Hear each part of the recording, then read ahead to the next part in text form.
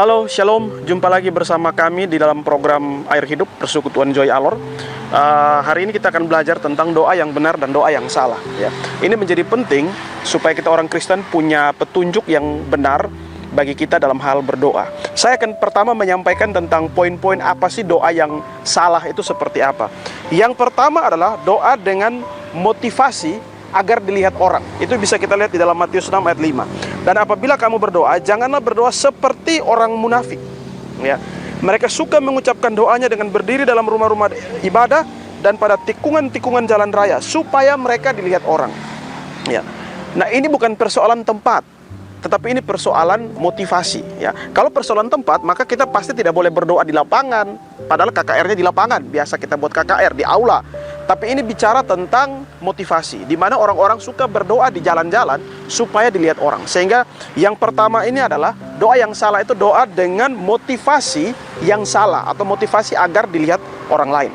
Yang kedua, mendoakan hal-hal yang berkaitan dengan keinginan atau memuaskan hawa nafsu.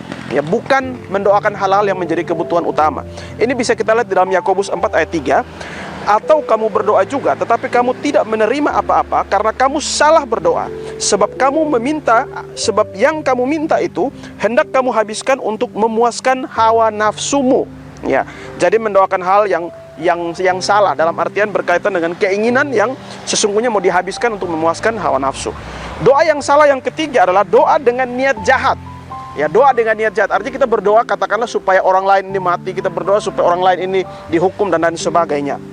Ya, kita di Alor ya atau mungkin di NTT ada satu tren di mana biasanya orang bawa semacam persembahan begitu, lalu mereka sering sebut dengan nasar ya. Lalu kemudian bawa ke gereja. Lalu di sana mereka berdoa seolah-olah mereka menuntut supaya Tuhan melakukan pembalasan. Tetapi doa itu dilakukan dengan motivasi yang salah ya, yaitu supaya semacam ada pembalasan dendam begitu, pembalasan dendam ya.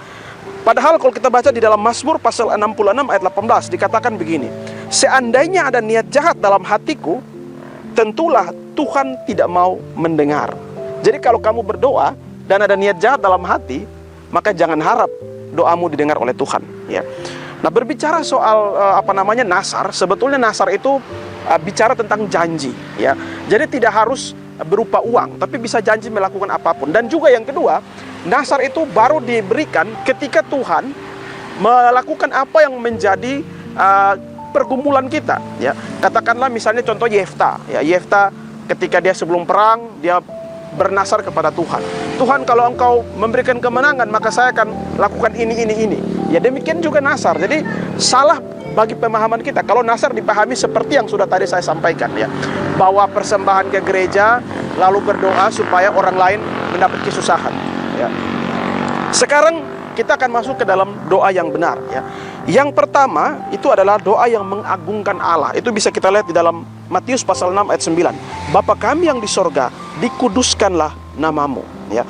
Yang dimaksud di sini adalah kita meminta kepada Allah untuk membuat dirinya berbeda, dirinya terpisah dan unik dibandingkan dengan yang lain. Untuk apa? Agar dunia melihat kemuliaan Allah. Saya mengutip satu tulisan dari Eric Chang. Eric Chang mengatakan begini, ketika Anda berdoa, ya Allah, biarlah namamu dimuliakan sedemikian rupa sehingga seluruh dunia akan mengetahui Engkau adalah kudus. Sebetulnya kita sedang berkata, biarlah namamu menjadi kudus di dalam kita dan melalui kita. Kita sedang berkata, Tuhan, ubahlah aku ya. Jadi di dalam doa kita menyatakan kemuliaan Allah ya. Tetapi sesungguhnya ketika kita menaikkan kemuliaan Allah, menaikkan doa kita, memuji Allah di dalam doa kita, sesungguhnya kita juga sedang mengatakan kepada Tuhan bahwa Tuhan, biarlah kemuliaan-Mu nyata melalui kehidupan saya ya. Doa yang benar yang kedua harus didasarkan motivasi tunduk pada kehendak Allah dan bukan memaksakan kehendak kita ya. Di dalam Matius pasal 6 ayat 10 dikatakan, datanglah kerajaan-Mu, jadilah kehendak-Mu di bumi seperti di surga. Jadi kehendak Tuhan itu yang harus menjadi utama ya. Kehendak-Mu itu yang menjadi tujuan kita ya. Jadi salah kalau kita berdoa dan kita memberikan begitu banyak proposal tanpa kita mau tunduk pada kehendak Allah ya. Yang ketiga, meminta apa yang diperlukan dan secukupnya ya. Itu bisa kita lihat dalam Matius 6 ayat 11. berikanlah pada kami pada hari ini makanan kami yang secukupnya.